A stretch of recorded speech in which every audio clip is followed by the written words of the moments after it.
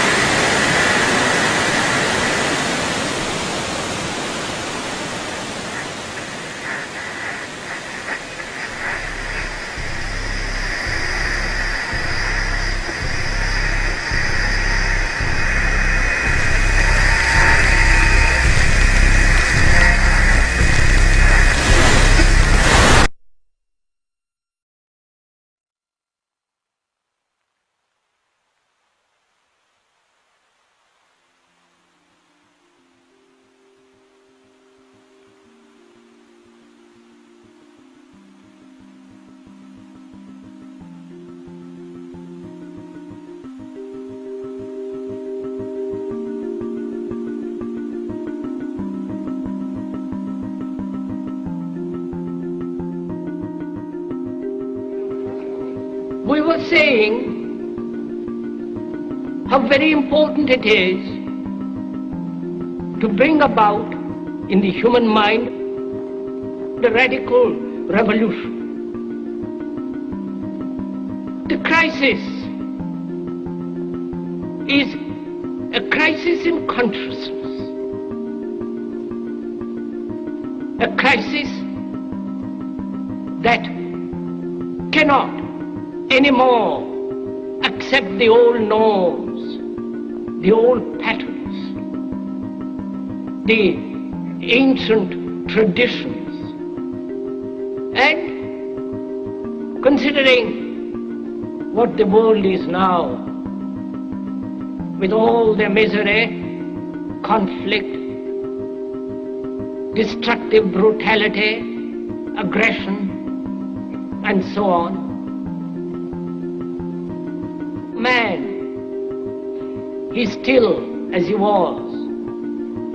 He's still brutal, violent, aggressive, acquisitive, competitive, and he has built a society along these lines.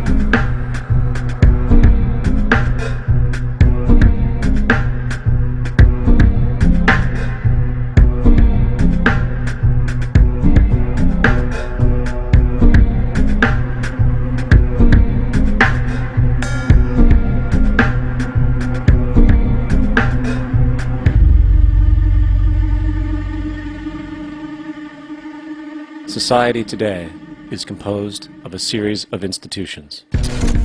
From political institutions, legal institutions, religious institutions, to institutions of social class, familial values, and occupational specialization. It is obvious the profound influence these traditionalized structures have in shaping our understandings and perspectives. Yet, of all the social institutions we are born into, directed by, and conditioned upon, there seems to be no system as taken for granted and misunderstood as the monetary system. Taking on nearly religious proportions, the established monetary institution exists as one of the most unquestioned forms of faith there is. How money is created, the policies by which it is governed, and how it truly affects society are unregistered interests of the great majority of the population.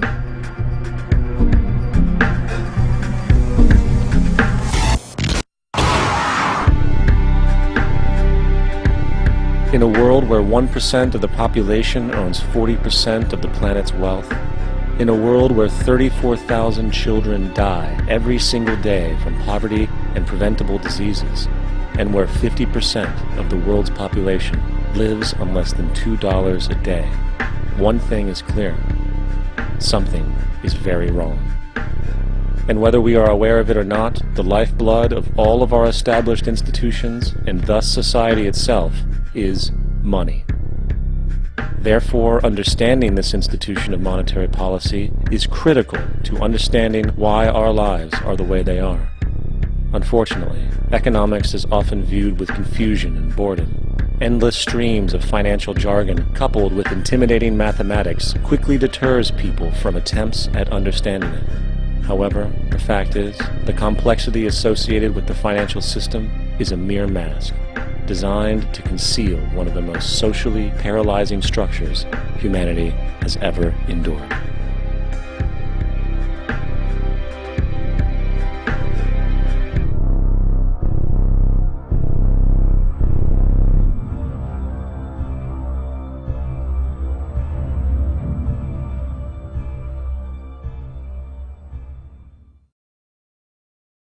A number of years ago, the Central Bank of the United States, the Federal Reserve, produced a document entitled Modern Money Mechanics.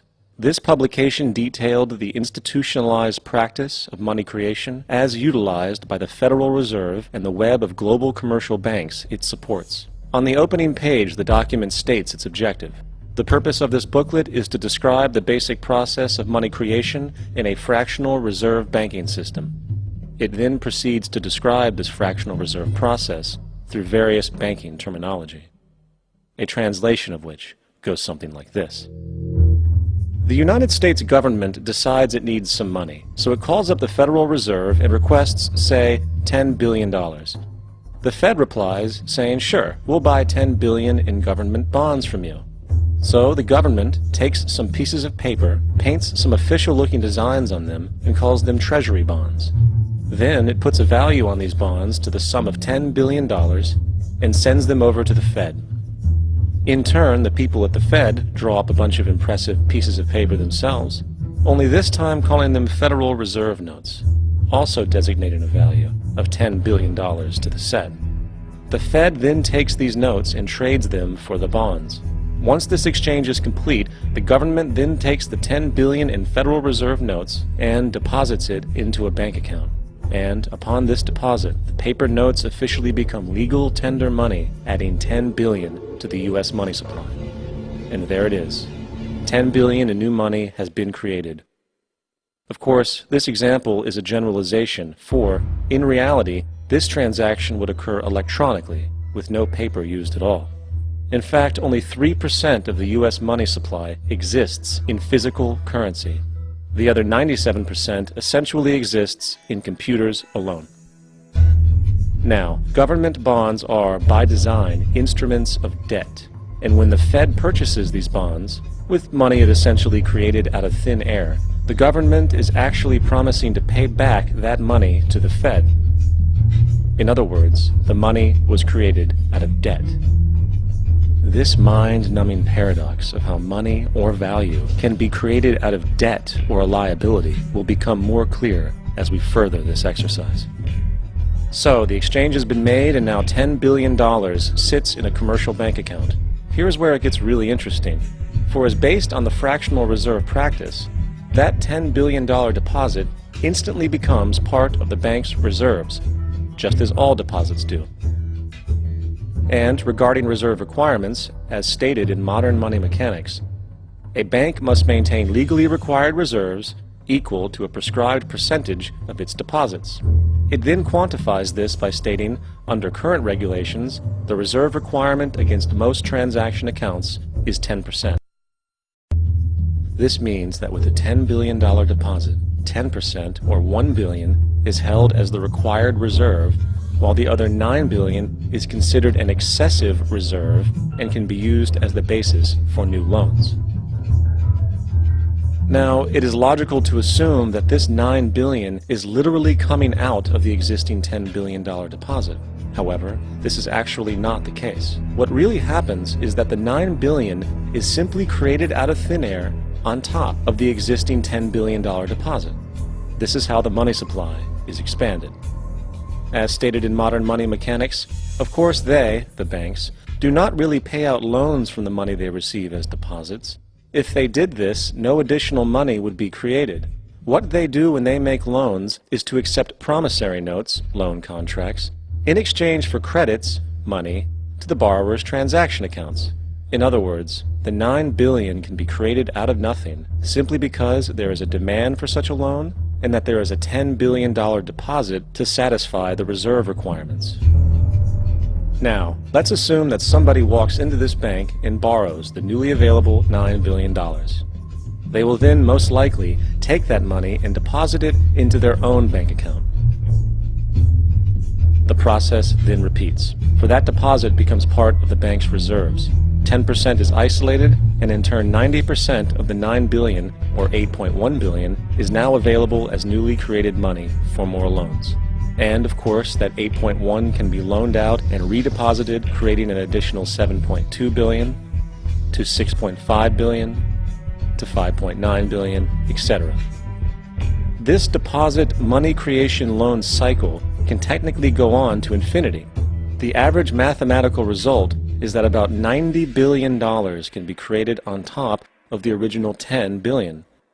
In other words, for every deposit that ever occurs in the banking system, about 9 times that amount can be created out of thin air. Money jitters? Ask the obliging Bank of America for a jar of soothing instant money, M-O-N-E-Y, in the form of a convenient personal loan. So, now that we understand how money is created by this fractional reserve banking system, a logical yet elusive question might come to mind. What is actually giving this newly created money value? The answer? The money that already exists. The new money essentially steals value from the existing money supply. For the total pool of money is being increased irrespective to demand for goods and services. And as supply and demand finds equilibrium, prices rise, diminishing the purchasing power of each individual dollar. This is generally referred to as inflation, and inflation is essentially a hidden tax on the public. What is the advice that you generally get? And that is, inflate the currency. They don't say debase the currency. They don't say devalue the currency. They don't say cheat the people who are saved. They say lower the interest rates. The real deception is when we distort the value of money. When we create money out of thin air, we have no savings, and yet there's so-called capital. So my question boils down to this: how in the world can we expect to solve the problems of inflation, that is, the increase in the supply of money, with more inflation? Of course, it can't. The fractional reserve system of monetary expansion is inherently inflationary. For the act of expanding the money supply, without there being a proportional expansion of goods and services in the economy, will always debase a currency. In fact, a quick glance at the historical values of the US dollar versus the money supply reflects this point definitively, for the inverse relationship is obvious. $1 in 1913 required $21.60 in 2007 to match value. That is a 96% devaluation since the Federal Reserve came into existence. Now, if this reality of inherent and perpetual inflation seems absurd and economically self-defeating, hold that thought, for absurdity is an understatement in regard to how our financial system really operates. For in our financial system, money is debt. And debt is money. Here is a chart of the U.S. money supply from 1950 to 2006. Here is a chart of the U.S. national debt for the same period. How interesting it is that the trends are virtually the same. For the more money there is, the more debt there is. The more debt there is, the more money there is. To put it a different way, every single dollar in your wallet is owed to somebody by somebody. For remember, the only way the money can come into existence is from loans. Therefore, if everyone in the country were able to pay off all debts, including the government, there would not be $1 in circulation.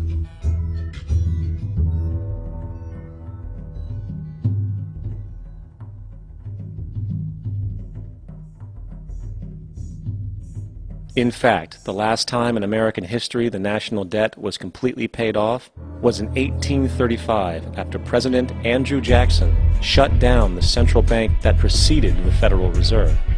In fact, Jackson's entire political platform essentially revolved around his commitment to shut down the central bank, stating at one point, "The bold efforts the present bank has made to control the government are but premonitions of the fate that awaits the American people should they be deluded into a perpetuation of this institution or the establishment of another like it." Unfortunately, his message was short-lived, and the international bankers succeeded to install another central bank in 1913, the Federal Reserve. And as long as this institution exists, perpetual debt is guaranteed. Now, so far we have discussed the reality that money is created out of debt, through loans. These loans are based on a bank's reserves, and reserves are derived from deposits. And through this fractional reserve system, any one deposit can create 9 times its original value, in turn debasing the existing money supply, raising prices in society. And since all this money is created out of debt and circulated randomly through commerce, people become detached from their original debt, and a disequilibrium exists, where people are forced to compete for labor in order to pool enough money out of the money supply to cover their costs of living. As dysfunctional and backwards as all of this might seem, there is still one thing we have omitted from this equation. And it is this element of the structure which reveals the truly fraudulent nature of the system itself: the application of interest. When the government borrows money from the Fed, or when a person borrows money from a bank, it almost always has to be paid back with accrued interest.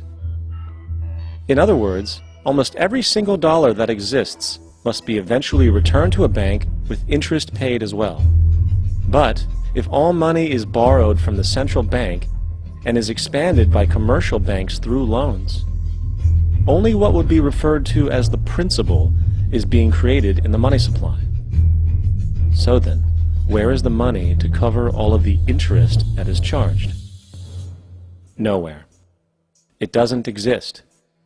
The ramifications of this are staggering, for the amount of money owed back to the banks will always exceed the amount of money that is available in circulation. This is why inflation is a constant in the economy, for new money is always needed to help cover the perpetual deficit built into the system, caused by the need to pay the interest. What this also means is that mathematically, defaults and bankruptcy are literally built into the system, and there will always be poor pockets of society that get the short end of the stick. An analogy would be a game of musical chairs, for once the music stops, somebody is left out to dry. And that's the point. It invariably transfers true wealth from the individual to the banks. For if you are unable to pay for your mortgage, they will take your property. This is particularly enraging when you realize that not only is such a default inevitable due to the fractional reserve practice, but also because of the fact that the money that the bank loaned to you didn't even legally exist in the first place. In 1969, there was a Minnesota court case involving a man named Jerome Daly, who was challenging the foreclosure of his home by the bank which provided the loan to purchase it. His argument was that the mortgage contract required both parties, being he and the bank, each put up a legitimate form of property for the exchange. In legal language, this is called consideration. Mr. Daly explained that the money was, in fact, not the property of the bank, for it was created out of nothing as soon as the loan agreement was signed. Remember what modern money mechanics stated about loans? What they do when they make loans is to accept promissory notes in exchange for credits. Reserves are unchanged by the loan transactions, but deposit credits constitute new additions to the total deposits of the banking system. In other words, the money doesn't come out of their existing assets. the bank is simply inventing it, putting up nothing of its own except for a theoretical liability on paper. As the court case progressed, the bank's president, Mr. Morgan, took the stand, and in the judge's personal memorandum, he recalled that the plaintiff, bank's president, admitted that, in combination with the Federal Reserve Bank, did create the money and credit upon its books by bookkeeping entry. The money and credit first came into existence when they created it. Mr. Morgan admitted that no United States law or statute existed which gave him the right to do this. A lawful consideration must exist and be tendered to support the note. The jury found that there was no lawful consideration, and I agree. He also poetically added, "Only God can create something of value out of nothing." And upon this revelation, the court rejected the bank's claim for foreclosure, and Daly kept his home. The implications of this court decision are immense. For every time you borrow money from a bank, whether it is a mortgage loan or a credit card charge, the money given to you is not only counterfeit, it is an illegitimate form of consideration, and hence voids the contract to repay, for the bank never had the money as property to begin with. Unfortunately, such legal realizations are suppressed and ignored, and the game of perpetual wealth transfer and perpetual debt continues. And this brings us to the ultimate question: why? During the American Civil War, President Lincoln bypassed the high-interest loans offered by the European banks and decided to do what the Founding Fathers advocated, which was to create an independent and inherently debt-free currency. It was called the greenback. Shortly after this measure was taken, an internal document circulated between private British and American banking interests stated, "Slavery is but the owning of labor, and carries with it the care of laborers, while the European plan is that capital shall control labor by controlling wages. This can be done by controlling the money. It will not do to allow the greenback, as we cannot control that." The fractional reserve policy perpetrated by the Federal Reserve, which has spread in practice to the great majority of banks in the world, is, in fact, a system of modern slavery. Think about it. Money is created out of debt. And what do people do when they are in debt? They submit to employment to pay it off. But if money can only be created out of loans, how can society ever be debt-free? It can't. And that's the point. And it is the fear of losing assets coupled with the struggle to keep up with the perpetual debt and inflation inherent in the system, compounded by the inescapable scarcity within the money supply itself, created by the interest that can never be repaid, that keeps the wage slave in line, running on the hamster wheel with millions of others, in effect powering an empire that truly benefits only the elite at the top of the pyramid. For, at the end of the day, who are you really working for? The banks. Money is created in a bank and invariably ends up in a bank. They are the true masters, along with the corporations and governments they support. Physical slavery requires people to be housed and fed. Economic slavery requires people to feed and house themselves. It is one of the most ingenious scams for social manipulation ever created, and at its core, it is an invisible war against the population. Debt is the weapon used to conquer and enslave societies, and interest is its prime ammunition. And as the majority walks around oblivious to this reality, the banks, in collusion with governments and corporations, continue to perfect and expand their tactics of economic warfare, spawning new bases, such as the World Bank and International Monetary Fund, while also inventing a new type of soldier, the birth of the economic hitman.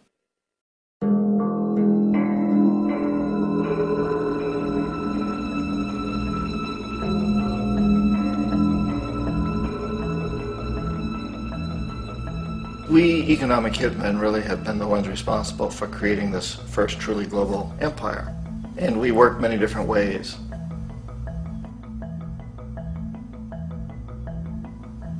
But perhaps the most common is that we will identify a country that has resources our corporations covet, like oil, and then arrange a huge loan to that country from the World Bank or one of its sister organizations. But the money never actually goes to the country. Instead, it goes to our big corporations to build infrastructure projects in that country, power plants, industrial parks, ports, things that benefit a few rich people in that country, in addition to our corporations, but really don't help the majority of the people at all. However, those people, the whole country, is left holding a huge debt. It's such a big debt they can't repay it, and that's part of the plan, that they can't repay it. And so at some point, we economic hitmen go back to them and say, listen, you owe us a lot of money, can't pay your debt, so sell your oil real cheap to our oil companies. Allow us to build a military base in your country, or send troops in support of ours to someplace in the world like Iraq, or vote with us on the next UN vote. To have their electric utility company privatized and their water and sewage system privatized and sold to U.S. corporations or other multinational corporations. So there was that whole mushrooming thing, and it's so typical of the way the IMF and the World Bank work, that you put a country in debt, it's such a big debt it can't pay it, and then you offer to refinance that debt and pay even more interest. And you demand this quid pro quo, which you call a conditionality or good governance, which means basically that they've got to sell off their resources, including many of their social services, their utility companies, their school systems sometimes, their penal systems, their insurance systems, to foreign corporations. So it's a double, triple, quadruple whammy. The precedent for economic hitmen really began back in the early 50s when democratically elected Mossadegh, who was elected in Iran. He was considered to be the hope for democracy in the Middle East and around the world. He was Time Magazine's Man of the Year. But one of the things that he'd run on and began to implement was the idea that foreign oil companies needed to pay the Iranian people a lot more for the oil that they were taking out of Iran. The Iranian people should benefit from their own oil. Strange policy. We didn't like that, of course. But we were afraid to do what we normally were doing, which was to send in the military. Instead, we sent in one CIA agent, Kermit Roosevelt, Teddy Roosevelt's relative. And Kermit went in with a few $1 million and was very, very effective and efficient. And in a short amount of time, he managed to get Mossadegh overthrown and brought in the Shah of Iran to replace him, who always was favorable to oil. And it was extremely effective. Mobs overflow Tehran. Army officers shout that Mossadegh has surrendered and his regime as virtual dictator of Iran is ended. Pictures of the Shah are paraded through the streets as sentiment reverses. The Shah is welcomed home. So back here in the United States, in Washington, people looked around and said, wow, that was easy and cheap. So this established a whole new way of manipulating countries, of creating empire. The only problem with Roosevelt was that he was a card-carrying CIA agent, and had he been caught, the ramifications could have been pretty serious. So very quickly at that point, the decision was made to use private consultants to channel the money through the World Bank or the IMF or one of the other such agencies, to bring in people like me who worked for private companies, so that if we got caught, there would be no governmental ramifications.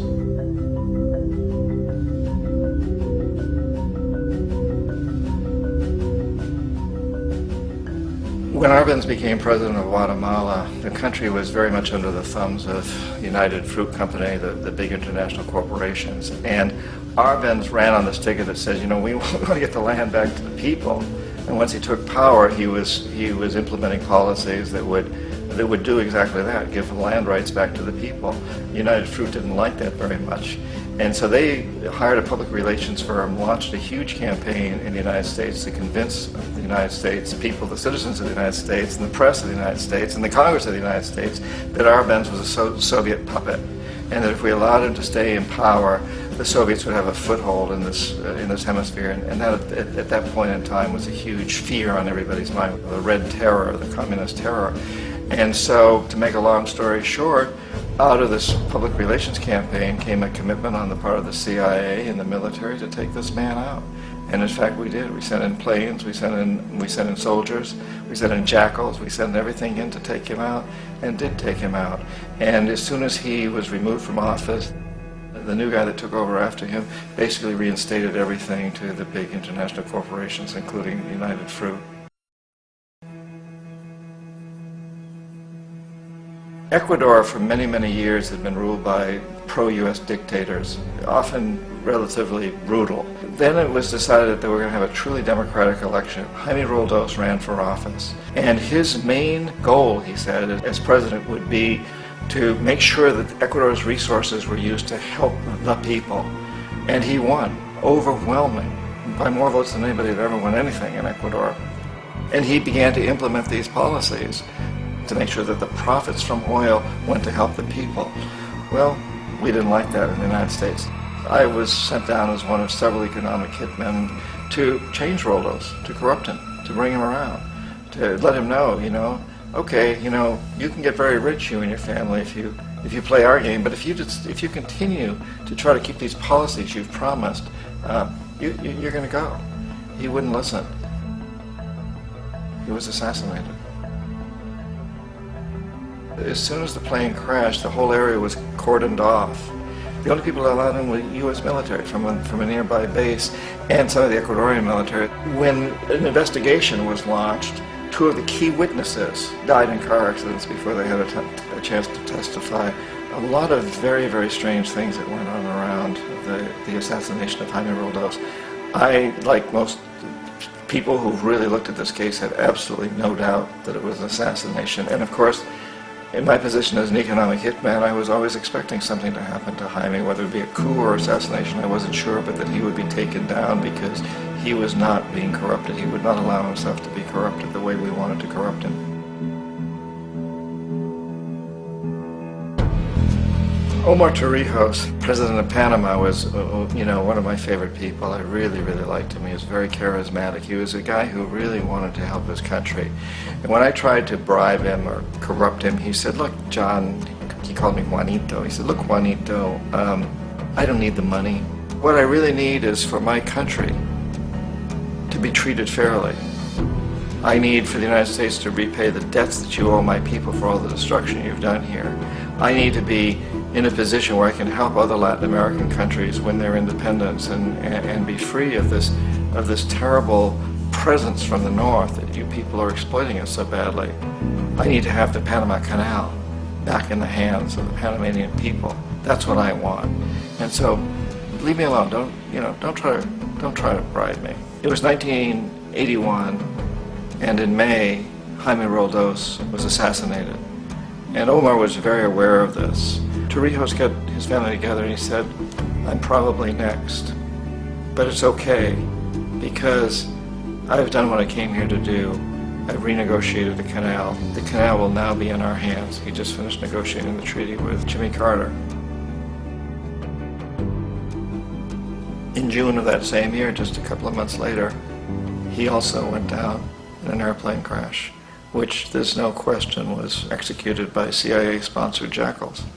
Tremendous amount of evidence that one of Torrijos' security guards handed him at the last moment as he was getting on the plane a tape recorder, a small tape recorder that contained a bomb.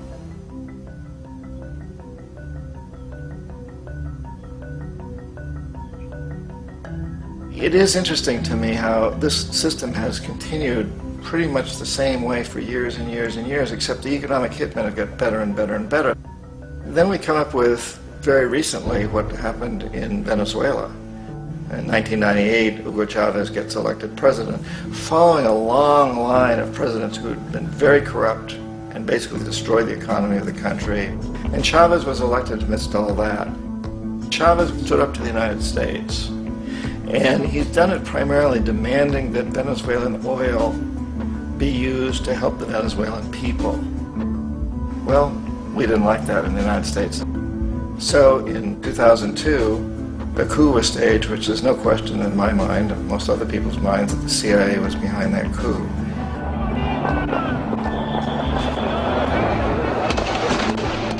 The way that coup was fomented was very reflective of what Kermit Roosevelt had done in Iran, of paying people to go out into the streets to riot, to protest, to say this Chavez is very unpopular. You know, if you can get a few thousand people to do that, television can make it look like it's the whole country, and things start to mushroom. Except in the case of Chavez, he was smart enough, and the people were so strongly behind him that they overcame it, which was a phenomenal moment in the history of Latin America.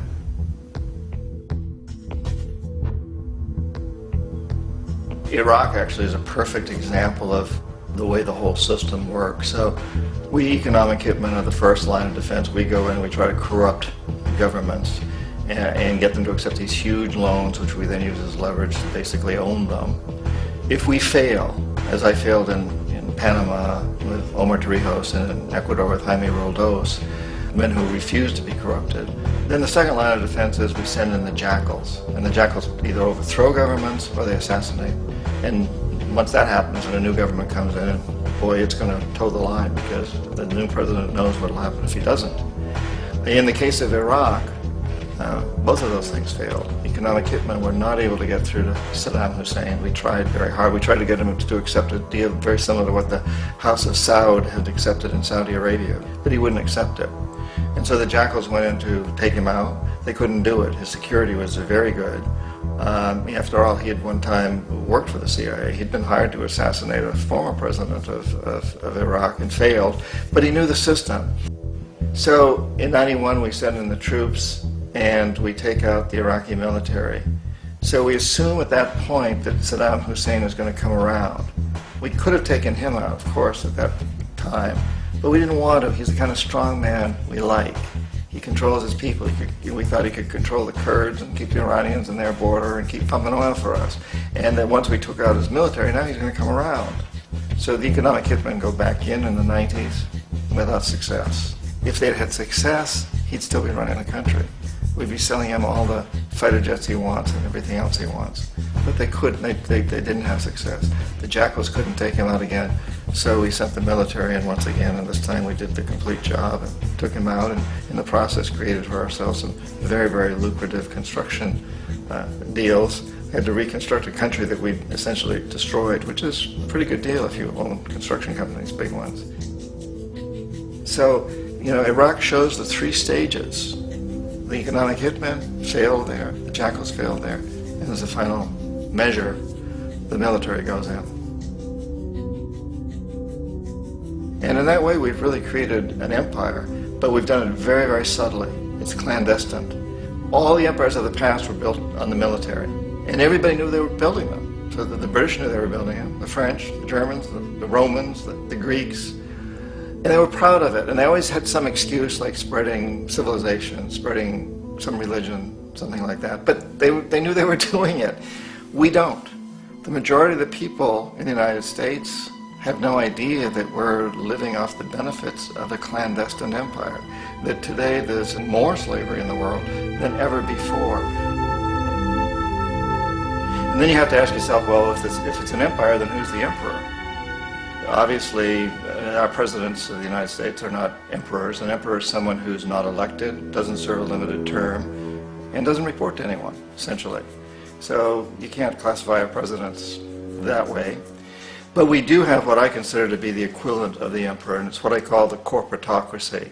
The corporatocracy is this group of individuals who run our biggest corporations, and they really act as the emperor of this empire. They control our media, either through direct ownership or advertising. They control most of our politicians because they finance their campaigns, either through their corporations or through personal contributions that come out of the corporations. They're not elected, they don't serve a limited term, they don't report to anybody. And at the very top of the corporatocracy, you really can't tell whether a person's working for a private corporation or the government because they're always moving back and forth.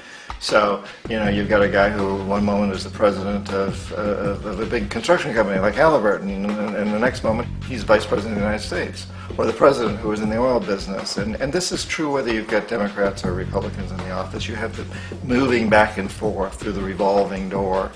And in a way, Our government is invisible a lot of the time, and its policies are carried out by our corporations on one level or another. And then again, the policies of the government are basically forged by the corporatocracy and then presented to the government. They become government policies. So it's an incredibly cozy relationship. This isn't a conspiracy theory type of thing. These people don't have to get together and plot to do things. They all basically work under one primary assumption, and that is that they must maximize profits regardless of the social and environmental costs.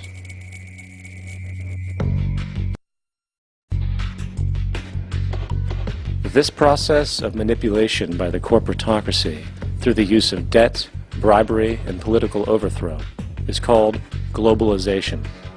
Just as the Federal Reserve keeps the American public in a position of indentured servitude through perpetual debt, inflation, and interest, the World Bank and IMF serve this role on a global scale. The basic scam is simple.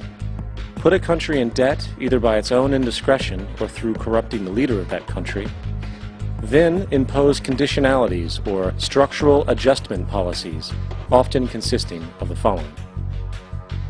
Currency devaluation. When the value of a currency drops, so does everything valued in it. This makes indigenous resources available to predator countries at a fraction of their worth. Large funding cuts for social programs. These usually include education and healthcare, compromising the well-being and integrity of the society, leaving the public vulnerable to exploitation. Privatization of state-owned enterprises. This means that socially important systems can be purchased and regulated by foreign corporations for profit. For example, in 1999, the World Bank insisted that the Bolivian government sell the public water system of its third largest city to a subsidy of the U.S. corporation Bechtel. As soon as this occurred, water bills for the already impoverished local residents skyrocketed. It wasn't until after a full-blown revolt by the people that the Bechtel contract was nullified. Then there is trade liberalization, or the opening up of the economy through removing any restrictions on foreign trade. This allows for a number of abusive economic manifestations, such as transnational corporations bringing in their own mass-produced products, undercutting the indigenous production and ruining local economies. An example is Jamaica, which, after accepting loans and conditionalities from the World Bank, lost its largest cash crop markets due to competition with Western imports. Today, countless farmers are out of work, for they are unable to compete with the large corporations. Another variation is the creation of numerous, seemingly unnoticed, unregulated, inhumane sweatshop factories, which take advantage of the imposed economic hardship. Additionally, due to production deregulation, environmental destruction is perpetual, as a country's resources are often exploited by the indifferent corporations while outputting large amounts of deliberate pollution. The largest environmental lawsuit in the history of the world today is being brought on behalf of 30,000 Ecuadorian Amazonian people against Texaco, which is now owned by Chevron. So today it's against Chevron, but for activities conducted by Texaco. Estimated to be more than 18 times what the Exxon Valdez dumped into the coast of Alaska. In the case of Ecuador, it wasn't an accident. The oil companies did it intentionally. They knew they were doing it to save money out there rather than arranging for proper disposal. Furthermore, a cursory glance at the performance record of the World Bank reveals that the institution, which publicly claims to help poor countries develop and alleviate poverty, has done nothing but increase poverty and the wealth gap, while corporate profits soar. In 1960, the income gap between the fifth of the world's people in the richest countries versus the fifth in the poorest countries was 30 to 1. By 1998, it was 74 to 1. While global GNP rose 40% between 1970 and 1985, those in poverty actually increased by 17%. While from 1985 to 2000, those living on less than $1 a day increased by 18%. Even the Joint Economic Committee of the U.S. Congress admitted that there is a mere 40% success rate of all World Bank projects. In the late 1960s, the World Bank intervened in Ecuador with large loans. During the next 30 years, poverty grew from 50% to 70%. Under or unemployment grew from 15 to 70%. Public debt increased from 240 million to 16 billion, while the share of resources allocated to the poor went from 20% to 6%. In fact, by the year 2000, 50% of Ecuador's national budget had to be allocated for paying its debts. It is important to understand the World Bank is, in fact, a U.S. bank, supporting U.S. interests. For the United States holds veto power over decisions, as it is the largest provider of capital. And where did it get this money? You guessed it. It made it out of thin air through the fractional reserve banking system.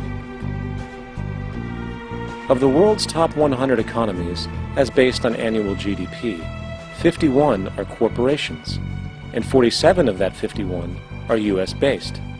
Walmart, General Motors, and Exxon are more economically powerful than Saudi Arabia, Poland, Norway, South Africa, Finland, Indonesia, and many others. And as protective trade barriers are broken down, currencies tossed together and manipulated in floating markets, and state economies overturned in favor of open competition and global capitalism, the empire expands. You get up on your little 21-inch screen and howl about America and democracy. There is no America. There is no democracy. There is only IBM and ITT and AT&T and DuPont, Dow, Union Carbide, and Exxon. Those are the nations of the world today. What do you think the Russians talk about in their councils of state? Karl Marx? They get out their linear programming charts, statistical decision theories, Minimax solutions, and compute the price-cost probabilities of their transactions and investments, just like we do. We no longer live in a world of nations and ideologies, Mr. Beale. The world is a college of corporations, inexorably determined by the immutable bylaws of business. The world is a business, Mr. Beale.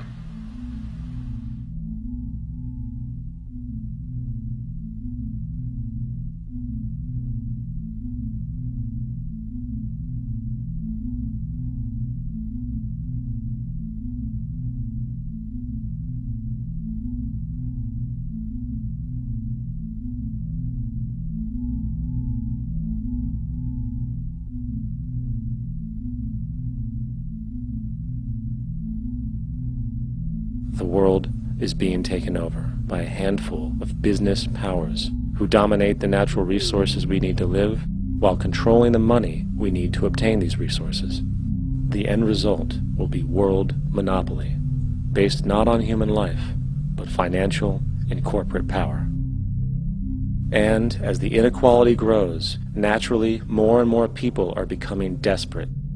So the establishment was forced to come up with a new way to deal with anyone who challenges the system. So they gave birth to the terrorist. The term terrorist is an empty distinction, designed for any person or group who chooses to challenge the establishment. This isn't to be confused with the fictional Al-Qaeda, which was actually the name of a computer database for the US-supported Mujahideen in the 1980s.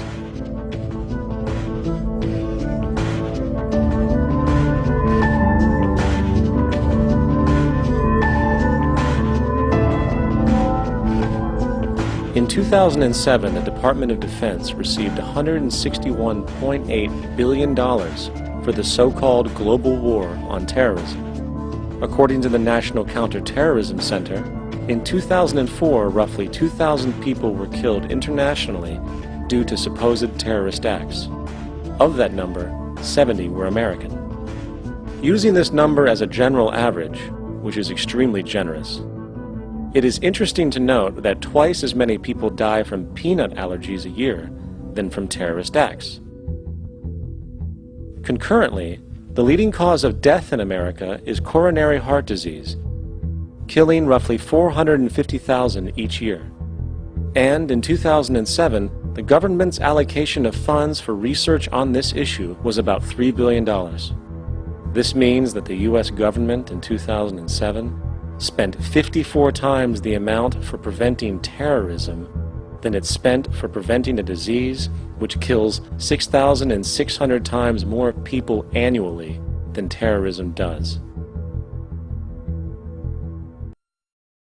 Yet, as the name terrorism and Al-Qaeda are arbitrarily stamped on every news report relating to any action taken against U.S. interests, the myth grows wider. In mid-2008, the U.S. Attorney General actually proposed that the U.S. Congress officially declare war against the fantasy. Not to mention, as of July 2008, there are now over 1 million people currently on the U.S. terrorist watch list. These so-called counterterrorism measures, of course, have nothing to do with social protection, and everything to do with preserving the establishment amongst the growing anti-American sentiment both domestically and internationally, which is legitimately founded on the greed-based corporate empire expansion that is exploiting the world. The true terrorists of our world do not meet at the docks at midnight or scream Allah Akbar before some violent action. The true terrorists of our world wear $5,000 suits and work in the highest positions of finance, government, and business. So, what do? How do we stop a system of greed and corruption that has so much power and momentum? How do we stop this aberrant group behavior which feels no compassion for, say, the millions slaughtered in Iraq and Afghanistan, so the corporatocracy can control energy resources and opium production for Wall Street profit?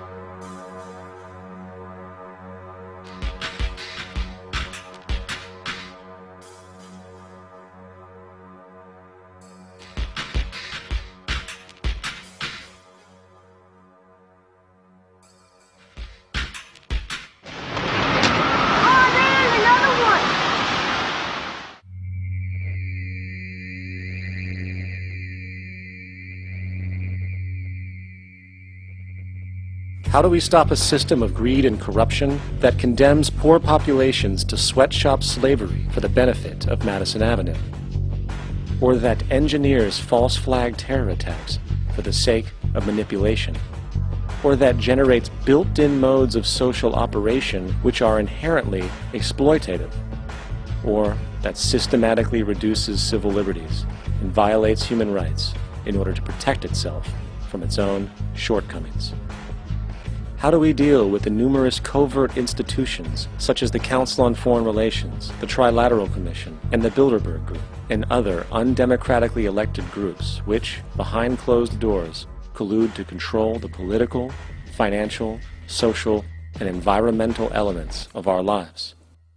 In order to find the answer, we must first find the true underlying cause.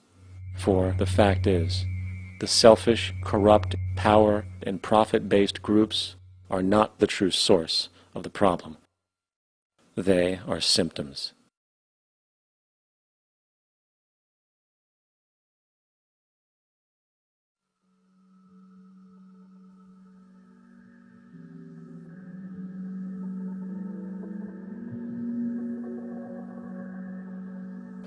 My name is Jock Fresco.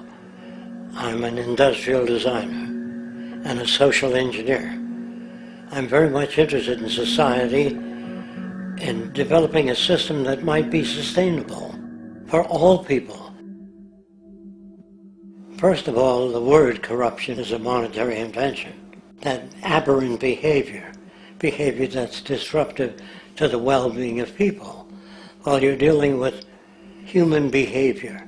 And human behavior appears to be environmentally determined, meaning if you were raised by the Seminole Indians as a baby, never saw anything else, you'd hold that value system. And this goes for nations, it goes for individuals, for families. They try to indoctrinate their children to their particular faith and their country and make them feel like they're part of that. And they build a society which they call established. They establish a workable point of view and tend to perpetuate that, whereas all societies are really emergent, not established. And so they fight new ideas that would interfere with the establishment. Governments try to perpetuate that which keeps them in power. People are not elected to political office to change things. They're put there to keep things the way they are. So you see, the basis of corruption is in our society. Let me make it clear. All nations, then, are basically corrupt because they tend to uphold existing institutions. I don't mean to uphold or downgrade all nations, but communism, socialism, fascism, the free enterprise system, and all other subcultures are the same. They are all basically corrupt. The most fundamental characteristic of our social institutions is the necessity for self-preservation. Whether dealing with a corporation, a religion, or a government, the foremost interest is to preserve the institution itself. For instance, the last thing an oil company would ever want is the utilization of energy that was outside of its control, for it makes that company less relevant to society. Likewise, the Cold War and the collapse of the Soviet Union was, in reality, a way to preserve and perpetuate the established economic and global hegemony of the United States. Similarly, religions condition people to feel guilty for natural inclinations, each claiming to offer the only path to forgiveness and salvation. At the heart of this institutional self-preservation lies the monetary system, for it is money that provides the means for power and survival. Therefore, just as a poor person might be forced to steal in order to survive, it is a natural inclination to do whatever is needed to continue an institution's profitability. This makes it inherently difficult for profit-based institutions to change, for it puts in jeopardy not only the survival of large groups of people, but also the coveted materialistic lifestyles associated with affluence and power. Therefore, the paralyzing necessity to preserve an institution, regardless of its social relevance, is largely rooted in the need for money or profit.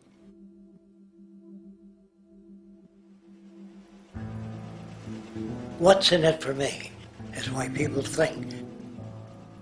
And so if a man makes money selling a certain product, naturally he's going to fight the existence of another product that may threaten his institution. Therefore, people cannot be fair, and people do not trust each other.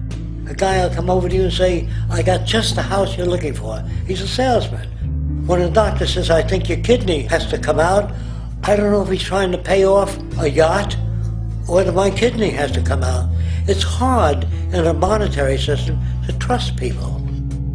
If you came into my store and I said, this lamp that I've got is pretty good, but the lamp next door is much better, I wouldn't be in business very long. It wouldn't work. If I were ethical, it wouldn't work. So when you say industry cares for people, that's not true. They can't afford to be ethical.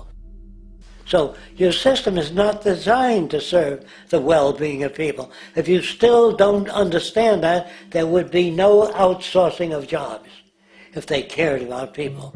Industry does not care. They only hire people because it hasn't been automated yet. So don't talk about decency and ethics. We cannot afford it and remain in business. It is important to point out that regardless of the social system, whether fascist, socialist, capitalist, or communist, the underlying mechanism is still money, labor, and competition. Communist China is no less capitalistic than the United States. The only difference is the degree by which the state intervenes in enterprise. The reality is that monetaryism, so to speak, is the true mechanism that guides the interests of all the countries on the planet. The most aggressive and hence dominant variation of this monetaryism is the free enterprise system. The fundamental perspective, as put forth by early free market economists like Adam Smith, is that self-interest in competition leads to social prosperity, as the act of competition creates incentive, which motivates people to persevere. However, what isn't talked about is how a competition-based economy invariably leads to strategic corruption, power and wealth consolidation, social stratification, technological paralysis, labor abuse, and, ultimately, a covert form of government dictatorship by the rich elite. The word corruption is often defined as moral perversion. If a company dumps toxic waste into the ocean to save money, most people recognize this as corrupt behavior. On a more subtle level, when Walmart moves into a small town and forces small businesses to shut down for they are unable to compete, a gray area emerges. For what exactly is Walmart doing wrong? Why should they care about mom-and-pop organizations they destroy? Yet, even more subtly, when a person gets fired from their job because a new machine has been created which can do the work for less money, people tend to just accept that as the way it is, not seeing the inherent corrupt inhumanity of such an action. Because the fact is, whether it is dumping toxic waste, having a monopoly enterprise, or downsizing the workforce, the motive is the same: profit. They are all different degrees of the same self-preserving mechanism, which always puts the well-being of people second to monetary gain. Therefore, corruption is not some byproduct of monetaryism. It is the very foundation. And while most people acknowledge this tendency on one level or another, the majority remains naive as to the broad ramifications of having such a selfish mechanism as the guiding mentality in society. Internal documents show that after this company positively, absolutely knew that they had a medication that was infected with the AIDS virus, they took the product off the market in the U.S. and then they dumped it in France, Europe, Asia, and Latin America. The U.S. government allowed it to happen. The FDA allowed this to happen. And now the government is completely looking the other way. Thousands of innocent hemophiliacs have died from the AIDS virus. This company knew absolutely that it was infected with AIDS. They dumped it because they wanted to turn this disaster into a profit. So you see, you have built-in corruption. We're all chiseling off each other, and you can't expect decency and that sort of thing. And feeling that, they don't know who to elect. They think in terms of a democracy, which is not possible in a monetary-based economy. If you have more money to advertise your position, the position you desire in government, that isn't a democracy. It serves those in positions of differential advantage. So it's always a dictatorship of the elitists, the financially wealthy.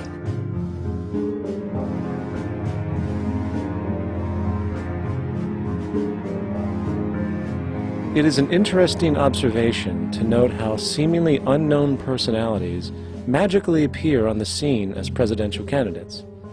Then, before you know it, somehow you are left to choose from a small group of extremely wealthy people who suspiciously have the same broad social view. Obviously, it's a joke. The people placed on the ballot are done so because they have been pre-decided to be acceptable by the established financial powers who actually run the show. Yet, many who understand this illusion of democracy often think, if only we could just get our honest, ethical politicians in power, then we would be okay. Well, while this idea, of course, seems reasonable in our established-oriented worldview, it is, unfortunately, another fallacy. For when it really comes down to what is actually important, the institution of politics, and thus politicians themselves, have absolutely no true relevance as to what makes our world and society function. It's not politicians that can solve problems. They have no technical capabilities. They don't know how to solve problems. Even if they were sincere, they don't know how to solve problems. It's the technicians that produce the desalination plants. It's the technicians that give you electricity, that give you motor vehicles, that heat your house and cool it in the summertime. It's technology that solves problems, not politics. Politics cannot solve problems because they're not trained to do so. Very few people today stop and consider what it is that actually improves their lives. Is it money? Obviously not. One cannot eat money or stuff money into their car to get it to run. Is it politics? All politicians can do is create laws, establish budgets, and declare war. Is it religion? Of course not. Religion creates nothing except intangible emotional solace for those who require it. The true gift that we as human beings have, which has been solely responsible for everything that has improved our lives, is technology. What is technology? Technology is a pencil which allows one to solidify ideas on paper for communication. Technology is an automobile which allows one to travel faster than feet would allow.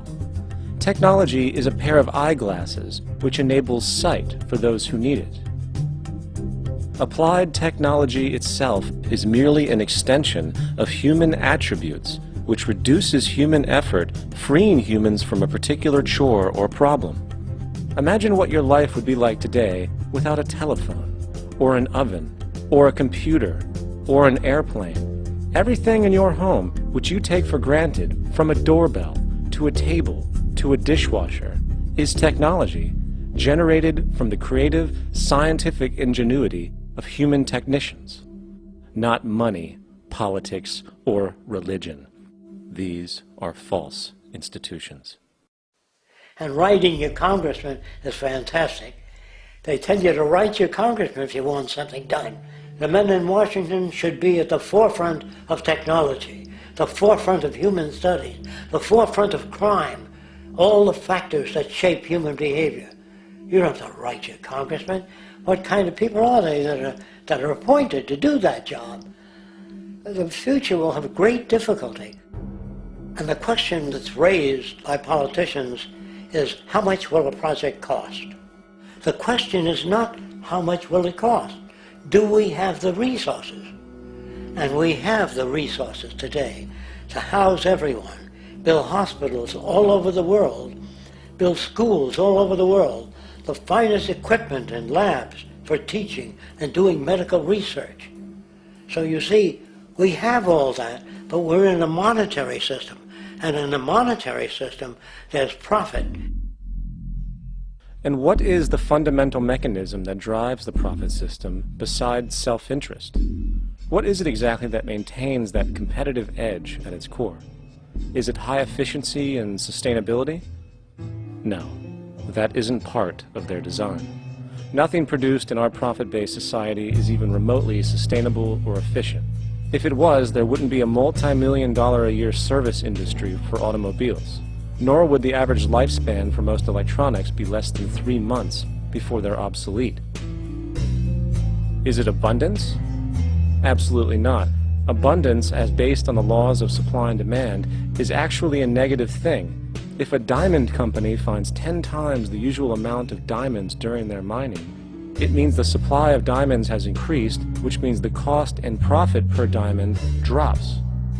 The fact is, efficiency, sustainability, and abundance are enemies of profit. To put it into a word, it is the mechanism of scarcity that increases profits.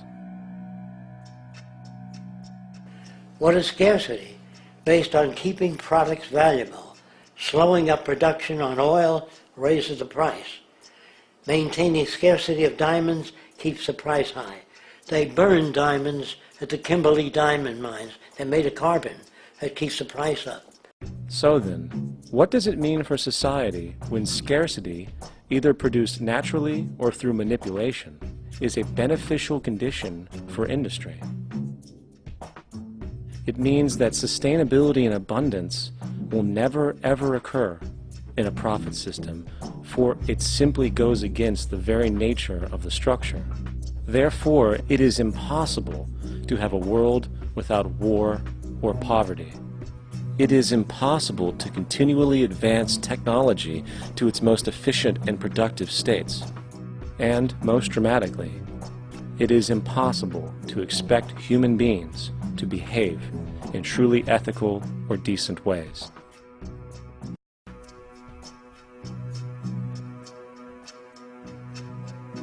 People use the word instinct because they can't account for the behavior. They sit back and they evaluate with their lack of knowledge, and they say things like, humans are built a certain way, greed is a natural thing, as though they worked for years on it, and it's no more natural than wearing clothing. What we want to do is to eliminate the causes of the problems, eliminate the processes that produce greed and bigotry and prejudice and people taking advantage of one another and elitism, eliminating the need for prisons and welfare. We have always had these problems because we have always lived within scarcity and barter and monetary systems that produce scarcity. If you eradicate the conditions that generate what you call socially offensive behavior, it does not exist. The guy said, well, isn't that inborn? No, it's not. There is no human nature, there's human behavior, and that's always been changed throughout history. You're not born with bigotry and greed and corruption and hatred. You pick that up within the society. War, poverty, corruption, hunger, misery, human suffering will not change in a monetary system. That is, there'll be very little significant change. It's going to take the redesign of our culture, our values, and it has to be related to the carrying capacity of the earth, not some human opinion or some politician's notions of the way the world ought to be, or some religious notions of the conduct of human affairs. And that's what the Venus Project is about. The society that we're about to talk about is a society that is free of all the old superstitions, incarceration, prisons, police, cruelty, and law. All laws will disappear, and the professions will disappear that are no longer valid, such as stockbrokers, bankers, advertising, gone forever, because it's no longer relevant. When we understand that it is technology devised by human ingenuity which frees humanity and increases our quality of life, we then realize that the most important focus we can have is on the intelligent management of the Earth's resources. For it is from these natural resources we gain the materials to continue our path of prosperity. Understanding this, we then see that money fundamentally exists as a barrier to these resources, for virtually everything has a financial cost. And why do we need money to obtain these resources? Because of real or assumed scarcity. We don't usually pay for air and tap water because it is in such high abundance, selling it would be pointless. So then, logically speaking, if resources and technologies applicable to creating everything in our societies, such as houses, cities, and transportation, were in high enough abundance, there would be no reason to sell anything. Likewise, if automation and machinery was so technologically advanced as to relieve human beings of labor, there would be no reason to have a job. And with these social aspects taken care of, there would be no reason to have money at all. So the ultimate question remains. Do we on Earth have enough resources and technological understanding to create a society of such abundance that everything we have now could be available without a price tag and without the need for submission through employment? Yes, we do. We have the resources and technology to enable this at a minimum, along with the ability to raise the standard of living so high that people in the future will look back at our civilization now and gawk at how primitive and immature our society was. What the Venus Project proposes is an entirely different system that's updated to present-day knowledge. We've never given scientists the problem of how do you design a society which would eliminate boring and monotonous jobs, that would eliminate accidents in transportation, that would enable people to have a high standard of living, that would eliminate poisons in our food, that would give us other sources of energy that are clean and efficient. We can do that out there.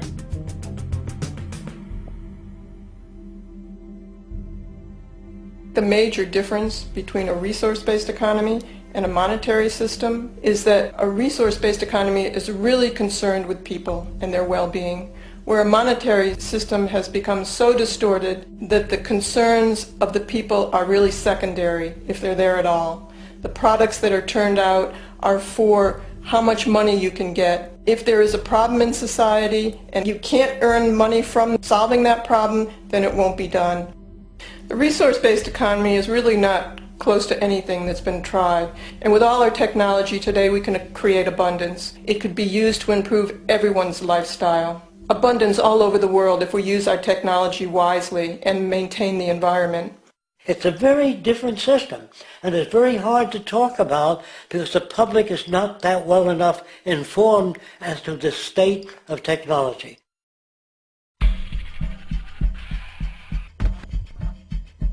At present, we don't have to burn fossil fuels.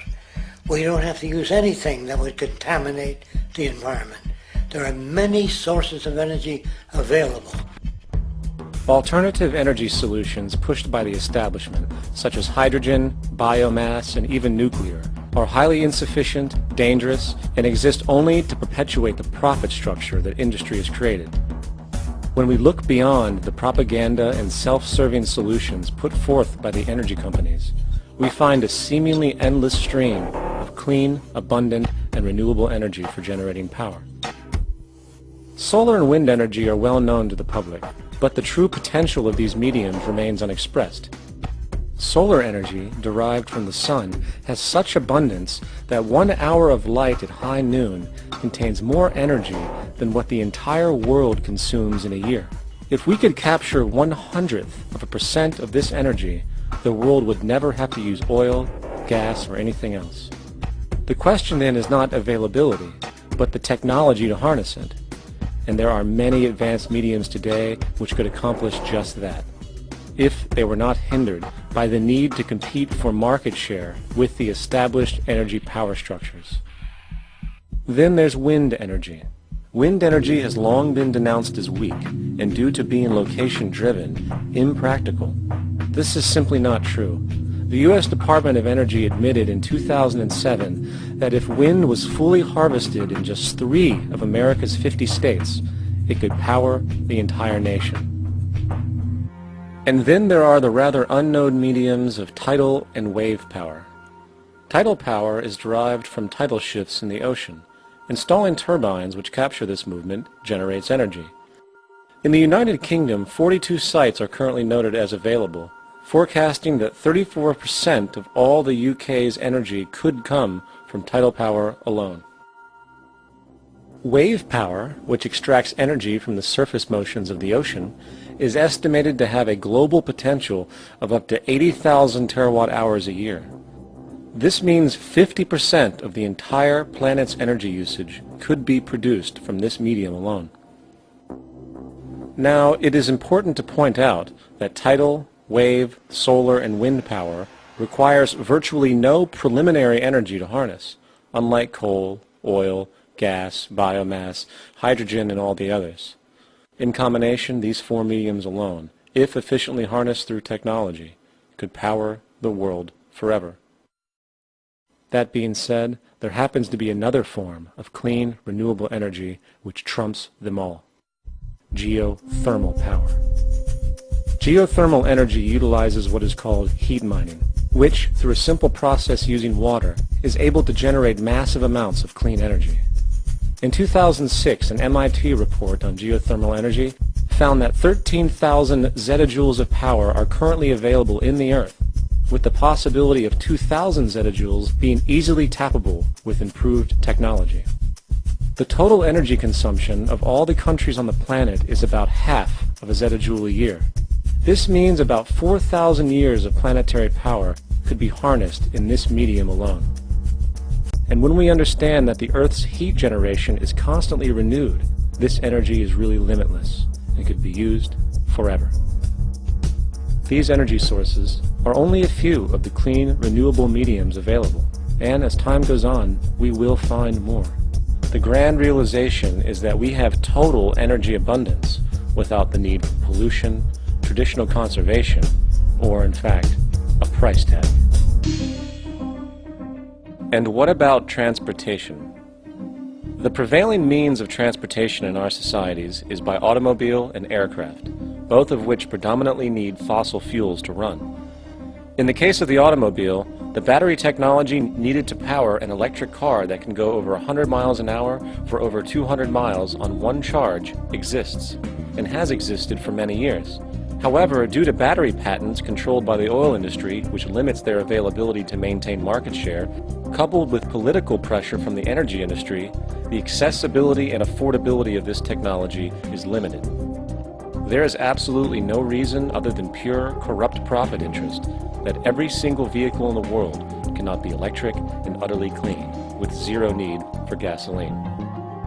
As far as airplanes, it is time we realize that this means of travel is inefficient, cumbersome, slow, and causes far too much pollution. This is a maglev train. It uses magnets for propulsion. It is fully suspended by a magnetic field and requires less than 2% of the energy used for plane travel. The train has no wheels, so nothing can wear out. The current maximum speed of versions of this technology, as used in Japan, is 361 miles per hour. However, this version of the technology is very dated. An organization called ET3, which has connections with the Venus Project, has established a tube-based maglev that can travel up to 4,000 miles per hour in a motionless, frictionless tube, which can go over land or underwater. Imagine going from LA to New York for an extended lunch break, or from Washington, D.C. to Beijing, China in 2 hours. This is the future of continental and intercontinental travel, fast, clean, with only a fraction of the energy usage we use today for the same means. In fact, between maglev technology, advanced battery storage, and geothermal energy, there would be no reason to ever burn fossil fuels again. And we can do this now if we were not held back by the paralyzing profit structure. Now, America is inclined toward fascism. It has a propensity by its dominant philosophy and religion to uphold the fascist point of view. American industry is essentially a fascist institution. If you don't understand that, the minute you punch that time clock, you walk into a dictatorship. We're given notions about the respectability of work, and I really look at it as being paid slavery.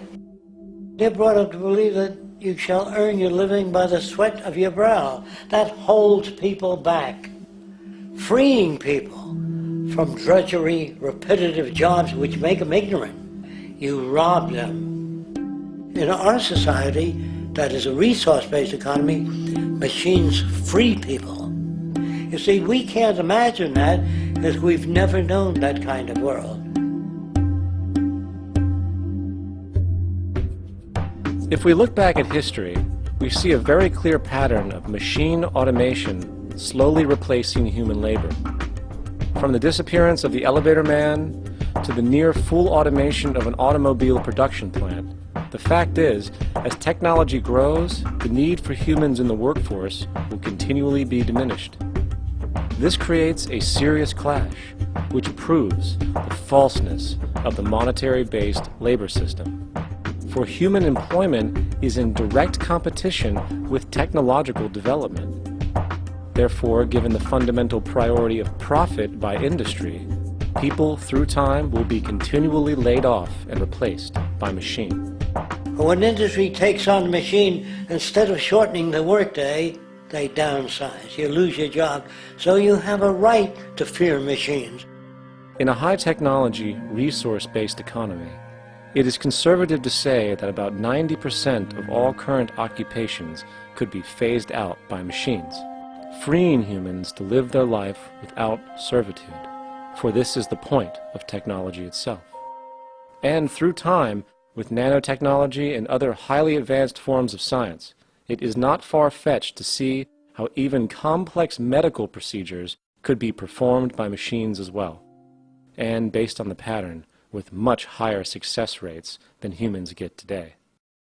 The path is clear, but our monetary-based structure, which requires labor for income, blocks this progress. For humans need jobs in order to survive. The bottom line is that this system must go, or we will never be free, and technology will be constantly paralyzed. When you have machines that clean out sewers, it frees a human being from doing that. So look at machines as extensions of human performance. Furthermore, many occupations today will have simply no basis to exist in a resource-based economy, such as anything associated with the management of money, advertising, along with the legal system itself. For without money, a great majority of the crimes that are committed today would never occur. Virtually all forms of crime are a consequence of the monetary system, either directly or by neuroses inflicted through financial deprivation. Therefore, laws themselves could eventually become extinct.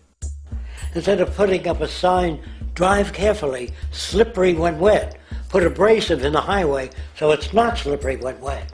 And if a person gets in a car and they're drunk and the car oscillates a great deal, there's a little pendulum that swings up and back, and that'll pull the car over to the side. Not a law solution. Put sonar and radar in automobiles so they can't hit one another. Man-made laws are attempts to deal with occurring problems, and not knowing how to solve them, they make a law. In the United States, the most privatized, capitalist country on the planet, it should come as no surprise that it also has the largest prison population in the world, growing every year.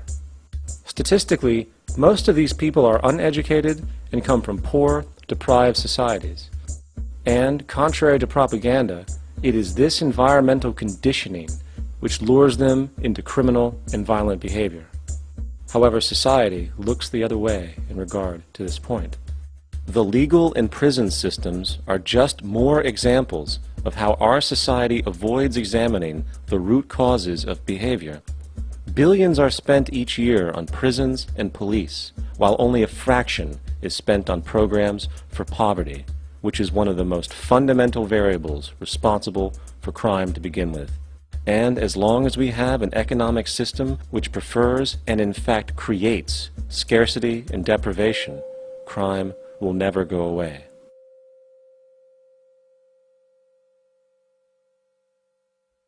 If people have access to the necessities of life without servitude, debt, barter, trade, they behave very differently. You want all these things available without a price tag. Now then, you gotta have a price tag. Well, what'll motivate people? Man gets everything he wants, he just lay around in the sun. This is the myth they perpetuate. People in our culture are trained to believe that the monetary system produces incentive. If they have access to things, why should they want to do anything? They will lose their incentive. That's what you're taught to support the monetary system. When you take money out of the scenario, there would be different incentives, very different incentives. When people have access to the necessities of life, their incentives change. What about the moon and the stars? New incentives arise. If you make a painting that you enjoy, you will enjoy giving it to other people, not selling it.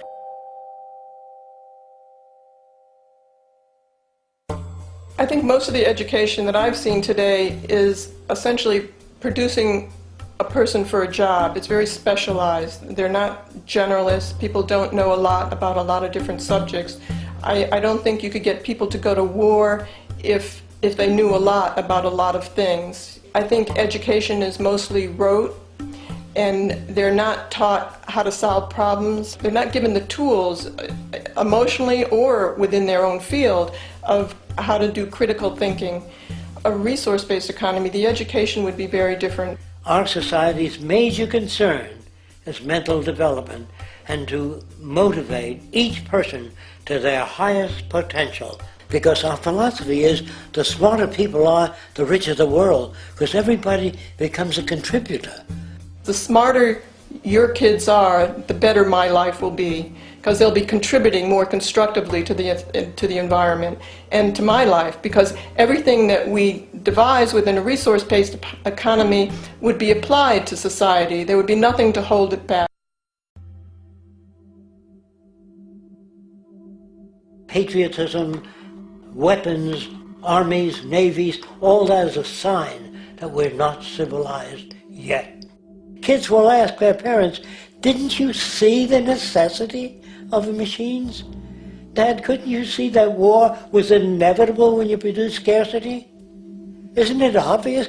Of course the kid will understand that you were pinheads, raised merely to serve the established institutions. We're such an abominable, sick society that we won't make the history book. They just say that large nations took land from smaller nations, used force and violence. You'll get history talked about as corrupt behavior all the way along until the beginning of the civilized world. That's when all the nations work together.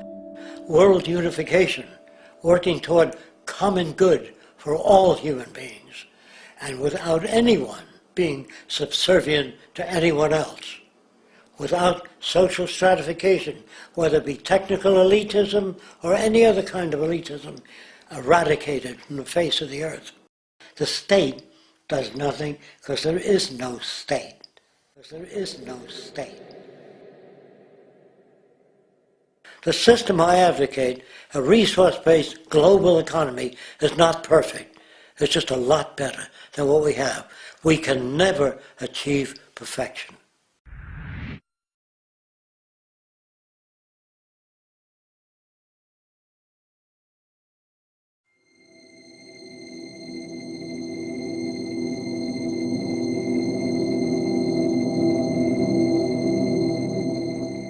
The social values of our society, which has manifested in perpetual warfare, corruption, oppressive laws, social stratification, irrelevant superstitions, environmental destruction, and a despotic, socially indifferent, profit-oriented ruling class, is fundamentally the result of a collective ignorance of two of the most basic insights humans can have about reality: the emergent and symbiotic aspects of natural law. The emergent nature of reality is that all systems, whether it is knowledge, society, technology, philosophy, or any other creation, will, when uninhibited, undergo fluid, perpetual change. What we consider commonplace today, such as modern communication and transportation, would have been unimaginable in ancient times. Likewise, the future will contain technologies, realizations, and social structures that we cannot even fathom in the present. We have gone from alchemy to chemistry, from a geocentric universe to a heliocentric, from believing that demons were the cause of illness to modern medicine.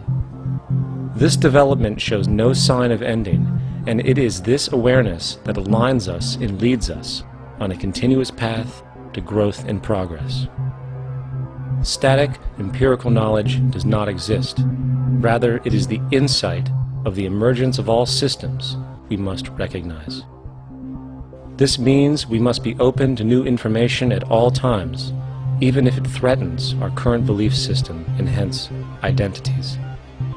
Sadly, society today has failed to recognize this, and the established institutions continue to paralyze growth by preserving outdated social structures. Simultaneously, the population suffers from a fear of change, for their conditioning assumes a static identity, and challenging one's belief system usually results in insult and apprehension, for being wrong is erroneously associated with failure, when, in fact, to be proven wrong should be celebrated, for it is elevating someone to a new level of understanding, furthering awareness. The fact is, there is no such thing as a smart human being, for it is merely a matter of time before their ideas are updated, changed, or eradicated.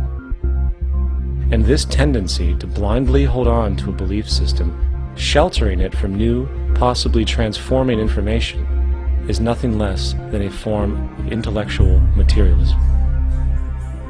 The monetary system perpetuates this materialism not only by its self-preserving structures, but also through the countless number of people who have been conditioned into blindly and thoughtlessly upholding these structures, therefore becoming self-appointed guardians of the status quo. Sheep, which no longer need a sheepdog to control them, for they control each other by ostracizing those who step out of the norm. This tendency to resist change and uphold existing institutions for the sake of identity, comfort, power, and profit is completely unsustainable and will only produce further imbalance, fragmentation, distortion, and invariably, destruction. It's time to change. From hunters and gatherers to the agricultural revolution to the industrial revolution, the pattern is clear. It is time for a new social system which reflects the understandings we have today. The monetary system is a product of a period of time where scarcity was a reality. Now, with the age of technology, it is no longer relevant to society. Gone with the aberrant behavior it manifests. Likewise, dominant worldviews, such as theistic religion, operate with the same social irrelevancy. Islam, Christianity, Judaism, Hinduism, and all of the others exist as barriers to personal and social growth, for each group perpetuates a closed worldview, and this finite understanding that they acknowledge is simply not possible in an emergent universe.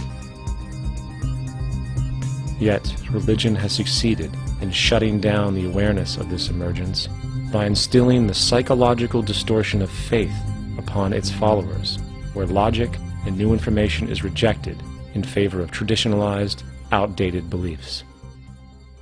The concept of God is really a method of accounting for the nature of things. In the early days, people didn't know enough about how things formed, how nature worked, so they invented their own little stories. And they made God in their own image. A guy that gets angry. When people don't behave right, he creates floods and earthquakes. They say it's an act of God. A cursory glance at the suppressed history of religion reveals that even the foundational myths themselves are emergent culminations, developed through influence over time. For example, a cardinal doctrine of the Christian faith is the death and resurrection of Christ. This notion is so important that the Bible itself states, "And if Christ be not risen, then is our preaching vain, and your faith is also vain." Yet it is very difficult to take this account literally, for not only is there no primary source denoting this supernatural event in secular history, awareness of the enormous number of pre-Christian saviors who also died and were resurrected immediately puts the story in mythological territory by association. Early church figures such as Tertullian went to great lengths to break these associations, even claiming that the devil caused the similarities to occur, stating in the 2nd century, "The devil, whose business is to pervert the truth, mimics the exact circumstance of the divine sacraments. He baptizes his believers and promises forgiveness of sins. He celebrates the oblation of bread and brings in the symbol of the resurrection. Let us therefore acknowledge the craftiness of the devil, who copied certain things of those that be divine." What is truly sad, however, is that when we cease the idea that the stories from Christianity, Judaism, Islam, and all the others are literal history, and accept them for what they really are, which are purely allegorical expressions derived from many faiths, we see that all religions share a common thread, and it is this unifying imperative that needs to be recognized and appreciated. Religious belief has caused more fragmentation and conflict than any other ideology. Christianity alone has 34,000 different subgroups. The Bible is subject to interpretation. When you read it, you say, I think Jesus meant this. I think Job meant that. Oh no, he meant this. So you have the Lutheran, the Seventh-day Adventist, the Catholic, and a church divided is no church at all. And a church divided is no church at all. And this point on division, which is a trademark of all theistic religions, brings us to our second failure of awareness, the false assumption of separation through the rejection of the symbiotic relationship of life. Apart from the understanding that all natural systems are emergent, where all notions of reality will be constantly developed, altered, and even eradicated, we must also understand that all systems are, in fact, invented fragments, merely for the sake of conversation. For there is no such thing as independence in nature. The whole of nature is a unified system of interdependent variables, each a cause and a reaction, existing only as a concentrated whole. You don't see the plug connected to the environment, so it looks like we're free, wandering around. Take the oxygen away, we all die immediately. Take plant life away, we die. And without the sun, all the plants die. So we are connected. We really must take into account the totality. This isn't just a human experience on this planet. This is a total experience. And we know we can't survive without plants and animals. We know we can't survive without the four elements, you know. And so when are we going to really start taking that into account? That's what it is to be successful. Success depends on how well we relate to everything around us. I'm very aware of the fact that my grandson cannot possibly hope to inherit a sustainable, peaceful, stable, socially just world unless every child today growing up in Ethiopia, in Indonesia, in Bolivia, in Palestine, in Israel also has that same expectation. You got to take care of the whole community or you're going to have serious problems. And now we have to see that the whole world is the community. And we must all take care of each other that way. And it's not just a community of human beings. It's a community of plants and animals and elements. And we really need to understand that. That's what's going to bring us joy, too, and pleasure. That's what's missing in our lives right now. We can call it spirituality, but the fact of the matter is, joy comes from that bliss of connectedness. That's our God spirit. That's that side of ourselves that really feels it. And you can feel it deep inside you. It's this amazing, wonderful feeling. And you know it when you get it. You don't get it from money. You get it from connection. Now, if that isn't a hazard to this country, how are we going to keep building nuclear weapons? You know what I mean? What's going to happen to the arms industry when we realize we're all one? It's going to fuck up the economy. The economy that's fake anyway. The economy that's fake anyway. The economy that's fake anyway. The economy that's fake anyway. The economy that's fake anyway. Which would be a real bummer. You can see why the government's cracking down on the idea of experiencing unconditional love.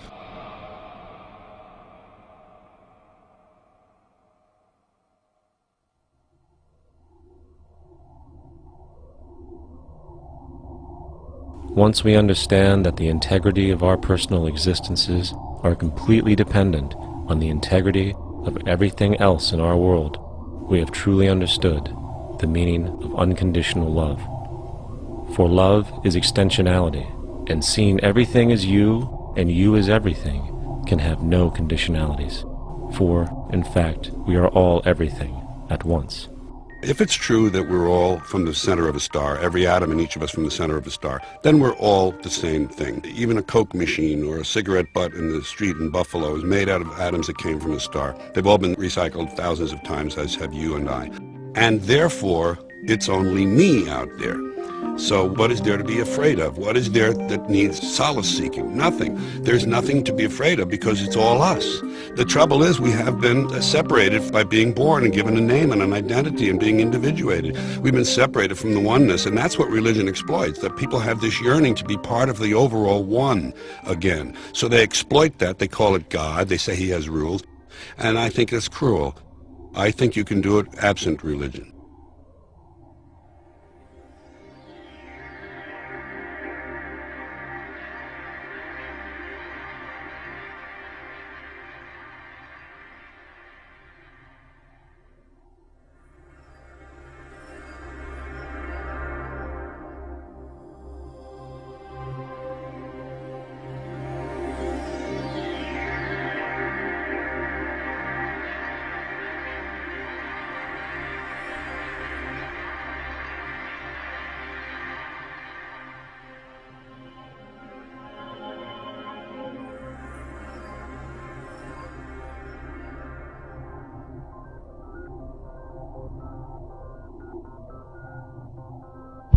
It's time to claim the unity our outmoded social systems have broken apart, and work together to create a sustainable global society where everyone is taken care of and everyone is truly free.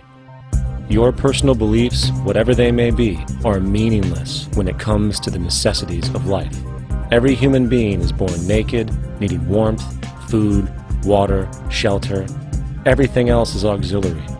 Therefore, the most important issue at hand is the intelligent management of the Earth's resources. This can never be accomplished in a monetary system, for the pursuit of profit is the pursuit of self-interest, and therefore imbalance is inherent. Simultaneously, politicians are useless, for our true problems in life are technical, not political. Furthermore, ideologies that separate humanity, such as religion, need strong reflection in the community in regard to its value, purpose, and social relevancy. Hopefully, through time, religion will lose its materialism and basis in superstition and move into the useful field of philosophy. The fact is, society today is backwards, with politicians constantly talking about protection and security rather than creation, unity, and progress. The U.S. alone now spends about $500 billion annually on defense. That is enough to send every high school senior in America to a four-year college. In the 1940s, the Manhattan Project produced the first true weapon of mass destruction. This program employed 130,000 people at an extreme financial cost. Imagine what our life would be like today if that group of scientists, instead of working on a way of killing people, worked on a way to create a self-sustaining, abundant world. Life today would be very, very different if that was their goal. Instead of weapons of mass destruction, it is time to unleash something much more powerful. Weapons of mass creation. Our true divinity is in our ability to create, and armed with the understanding of the symbiotic connections of life, while being guided by the emergent nature of reality, there is nothing we cannot do or accomplish. Of course, we face strong barriers in the form of established power structures that refuse to change. At the heart of these structures is the monetary system. As explained earlier, the fractional reserve policy is a form of slavery through debt, where it is literally impossible for society to be free. In turn, free market capitalism in the form of free trade uses debt to imprison the world and manipulate countries into subservience to a handful of large business and political powers. Apart from these obvious amoralities, the system itself is based on competition, which immediately destroys the possibility of large-scale collaborations for the common good, hence paralyzing any attempt at true global sustainability. These financial and corporate structures are now obsolete, and they must be outgrown. Of course, we cannot be naive enough to think that the business and financial elite are going to subscribe to this idea, for they will lose power and control. Therefore, peaceful yet highly strategic action must be taken. The most powerful course of action is simple. We have to alter our behavior to force the power structure to the will of the people. We must stop supporting the system. The only way the establishment will change is by our refusal to participate, while continuously acknowledging its endless flaws and corruptions. They're not going to give up the monetary system because of our designs of what we recommend. The system has to fail, and people have to lose confidence in their elected leaders. That will be a major turning point if the Venus Project is offered as a possible alternative. If not, I fear the consequences. The trends now indicate that our country is going bankrupt. The probability is our country will move toward a military dictatorship to prevent riots and complete social breakdown. Once the U.S. breaks down, all the other cultures will undergo similar things. As of now, the world financial system is on the brink of collapse due to its own shortcomings. The Comptroller of Currency stated in 2003 that the interest on the U.S. national debt will not be affordable in less than 10 years. This theoretically means total bankruptcy for the U.S. economy and its implications for the world. In turn, the fractional reserve-based monetary system is reaching its theoretical limits of expansion, and the banking failures you are seeing are just the beginning. This is why inflation is skyrocketing, all debt is at record levels, and the government and Fed are hemorrhaging new money to bail out the corrupt system. For the only way to keep the banks going is by making more money. The only way to make more money is to create more debt and inflation. It is simply a matter of time before the tables turn and there is no one willing to take new loans, while defaults grow, as people are unable to afford their current loans. Then the expansion of money will stop, and contraction will begin on a scale never before seen, ending a century-long pyramid scheme. This has already begun. Therefore, we need to expose this financial failure for what it is, using this weakness to our advantage. Here are some suggestions. Expose the banking fraud. Citibank, JP Morgan Chase, and Bank of America are the most powerful controllers within the corrupt Federal Reserve System. It's time to boycott these institutions. If you have a bank account or a credit card with any of them, move your money to another bank. If you have a mortgage, refinance with another bank. If you own their stock, sell it. If you work for them, quit. This gesture will express contempt for the true powers behind the private banking cartel known as the Federal Reserve, and create awareness about the fraud of the banking system itself. 2. Turn off the TV news. Visit the emerging independent news agencies on the internet for your information. CNN, NBC, ABC, Fox, and all the others present all news pre-filtered to maintain the status quo. With 4 corporations owning all major media outlets, objective information is impossible. This is the true beauty of the internet, and the establishment has been losing control because of this free flow of information. We must protect the internet at all times, as it is truly our savior right now. 3. Don't ever allow yourself, your family, or anyone you know to ever join the military. This is an obsolete institution now used exclusively for maintaining an establishment that is no longer relevant. U.S. soldiers in Iraq work for U.S. corporations, not the people. Propaganda forces us to believe that war is natural and the military is an honorable institution. Well, if war is natural, why are there 18 suicides every single day by American veterans who have post-traumatic stress disorder? If our military men and women are so honored, why is it that 25% of the American homeless population are veterans? 4. Stop supporting the energy companies. If you live in a detached house, get off the grid. Investigate every means of making your home self-sustainable with clean energy.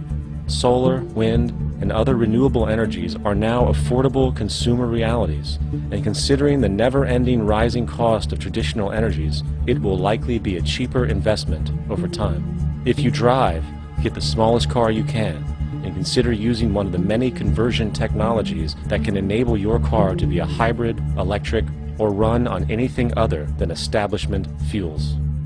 5. Reject the political system. The illusion of democracy is an insult to our intelligence. In a monetary system, there is no such thing as a true democracy, and there never was. We have two political parties owned by the same set of corporate lobbyists. They are placed in their positions by the corporations, with popularity artificially projected by their media. In a system of inherent corruption, the change of personnel every couple of years has very little relevance. Instead of pretending that the political game has any true meaning, focus your energy on how to transcend this failed system. And 6. Join the movement. Go to the ZEITGEISTmovement.com and help us create the largest mass movement for social change the world has ever seen. We must mobilize and educate everyone about the inherent corruption of our current world system, along with the only true sustainable solution, declaring all the natural resources on the planet as common heritage to all people, while informing everyone as to the true state of technology and how we can all be free if the world works together rather than fights. The choice lies with you. You can continue to be a slave to the financial system and watch the continuous wars, depressions, and injustice across the globe while placating yourself with vain entertainment and materialistic garbage. Or you can focus your energy on true, meaningful, lasting, holistic change, which actually has the realistic ability to support and free all humans with no one left behind.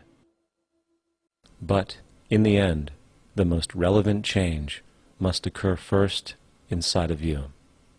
The real revolution is the revolution of consciousness, and each one of us first needs to eliminate the divisionary, materialistic noise we have been conditioned to think is true, while discovering, amplifying, and aligning with the signal coming from our true empirical oneness.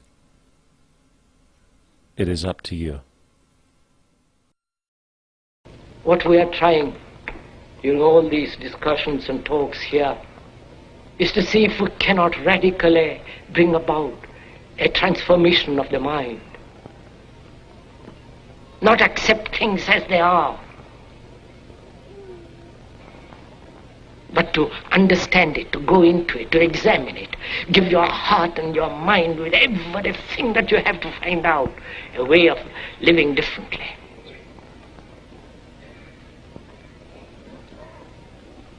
But that depends on you and not somebody else. Because in this there is no teacher, no pupil, there is no leader, there is no guru, there is no master, no savior. You yourself are the teacher and the pupil, you are the master, you are the guru, you are the leader. You are everything. And to understand is to transform what is.